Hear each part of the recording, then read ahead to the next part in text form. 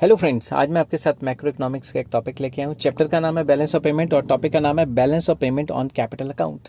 कि capital account में balance of payment क्या होती है और इसके कंपोनेंट्स क्या होते हैं वो डिस्कस करेंगे।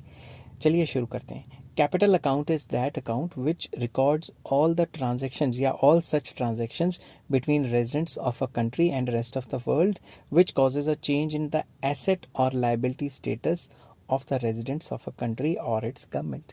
तो बेसिकली कैपिटल अकाउंट में वो सारी ट्रांजैक्शंस आ जाती हैं एक कंट्री की रेस्ट ऑफ द वर्ल्ड के साथ, जिससे कंट्री में जो गवर्नमेंट है उसकी या रेजिडेंट्स की एसेट और लाइबिलिटी के स्टेटस में फ़र्क आता है। या तो एसेट बढ़ जाते हैं या कम हो जाते हैं, या लाइबिलिटी कम हो जाती है या ज़्यादा हो जाती है। एसेट लाइबिलिटी में चेंजेस आते हैं, वो सारे कंपोनेंट्स। ठीक है, कौन कौन से कंपोनेंट्स हैं वो डिस्कस करूंगा आपके साथ नंबर वाइज। तो सबसे पहले कंपोनेंट्स और items of capital account. Capital account के कंपोनेंट्स क्या हैं और आइटम्स क्या हैं वो डिटेल में डिस्कस करेंगे। डिस्कस करने से पहले बता दूं कि इस चैप्टर के सारे लिंक आपको डिस्क्रिप्शन में मिल जाएंगे। अगर आप नंबर वाइज देखते हैं तो आपको अच्छे तरीके से समझ भी आएगा और पॉज करके आप नोट्स भी बना सकते हैं। तो सबसे पहला आ जाता है private foreign loan flow. Foreign loans received by private sector are counted as credit item and repayment of these loans are counted as debit item. अगर बाहर से हमें फॉरेन लोन आता है तो जब भी बाहर से पैसा आएगा तो लोन के थ्रू ही आएगा, प्राइवेट लोन फ्लो। ठीक है, ये तो प्राइवेट हो गया। तो अगर बाहर से हमें पैसा आ रहा है, प्राइवेट सेक्टर को पैसा आ रहा है, तो वो एज अ लोन आ रहा है तो उसे हम क्रेडिट आइटम में लेंगे क्योंकि हमारे कंट्री में पैसा आ रहा है। और अगर हम रीपे कर रहे हैं, वापस कर रहे हैं वो लोन, तो वो डेबिट आइटम में आएगा क्योंकि हमारे कंट्री से पैसा जा रहा है। समझ गए बात? तो जो भी पैसा आए क्रेडिट, जाए डेबिट। ठीक है, नेक्स्ट आ जाता है movement in banking capital. Inflow of banking capital is counted as credit item and outflow as debit item. जो बैंकिंग कैपिटल है, बैंकों की आपस में जो ट्रांजैक्शंस चलती हैं, और भी आरबीआई सेंट्रल बैंक की भी होती हैं। ठीक है, तो इसके ऊपर अलग से वीडियो बनाऊंगा बैंकिंग कैपिटल क्या होती है। तो बैंकिंग कैपिटल के थ्रू जो भी हमारे कंट्री में पैसा आ रहा है वो किस में आएगा? क्रेडिट आइटम में। और जो भी पैसा जा रहा है बाहर हमारे कंट्री से वो डेबिट आइटम में आएगा। नेक्स्ट आ जाता है official capital transactions. Official capital transactions में क्या आ जाता है?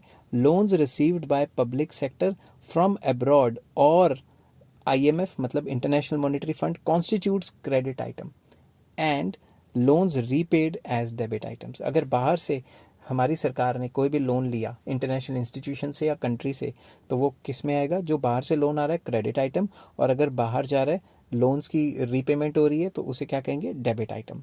Next, reserves monetary gold and SDR.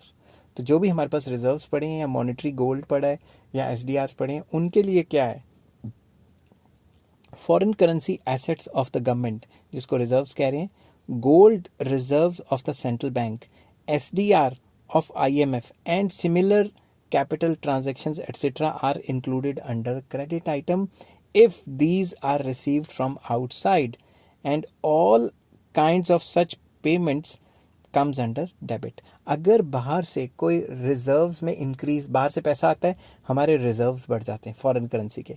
बाहर से कुछ मूवमेंट ऑफ जो गोल्ड हो रही है, जैसे गोल्ड की मूवमेंट हो रही है, गोल्ड रिजर्व्स बढ़ रहे हैं सेंट्रल बैंक के।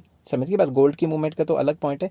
मैं कह रहा हूँ अगर गोल्ड के रिजर्व्स बढ़ रहे हैं या फिर सेंट्रल बैंक के पास पैसा ज़्यादा बढ़ रहा है बाहर से करेंसी आने का, या फिर एसडीआर आ रहे हैं बाहर से, ठीक है ना, स्पेशल ड्राइंग राइट्स आईएमएफ के, या ऐसे ही कोई सिमिलर ट्रांजैक्शंस हैं जो बाहर से पैसा हमारे कंट्री के बीच में आ रहा है, उन सबको क्रेडिट आइटम में डालते हैं। और अगर ये सारी की सारी चीज़ें हमारे कंट्री से जा रही हैं, ऑफिशियल गोल्ड या फिर ऑफिशियल गोल्ड की बात कर रहा हूँ, ठीक है ना, ऑफिशियल गोल्ड और जिसको मॉनेटरी गोल्ड भी कहा जाता है, और एसडीआर, और जो हमारे रिजर्व्स हैं वो ख़त्म हो रहे हैं और पैसा बाहर जा रहा है, तो वो सारा का सारा डेबिट आइटम में जाएगा। नेक्स्ट आ जाता है गोल्ड मूवमेंट। ये ध्यान से समझना, वो जो ऊपर मॉनेटरी गोल्ड है उसके साथ कंफ्यूज ना करना।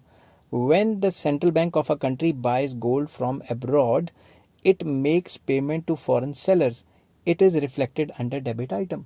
अगर हमारे कंट्री का सेंट्रल बैंक बाहर वाले किसी से भी गोल्ड खरीदता है तो गोल्ड हमारे कंट्री में आया, मगर वो इनफ्लो नहीं होगा, उसके बदले तो हमने डॉलर दे दिए, मुफ्त में थोड़ा ना मिला हमें गोल्ड, तो इसीलिए ये डेबिट आइटम में आता है। On the other hand when it sells gold to other countries it is reflected as credit item. अगर हमारा कंट्री किसी भी और कंट्री को गोल्ड सेल करता है तो गोल्ड चला गया, उसके बदले पैसा तो आ गया ना, तो जो डॉलर इनफ्लो हुए उसे क्या कहेंगे, क्रेडिट आइटम। समझ की बात। नेक्स्ट आ जाता है मिसलेनियस।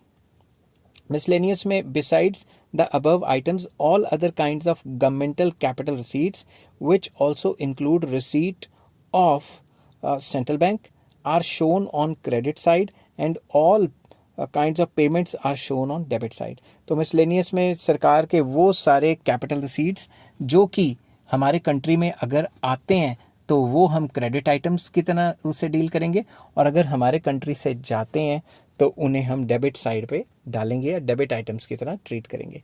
आई होप ये वीडियो आपको पसंद आई होगी। अगर पसंद आई है तो please like share and subscribe. इस चैप्टर के सारे लिंक आपको डिस्क्रिप्शन में मिल जाएंगे। Take care, bye bye.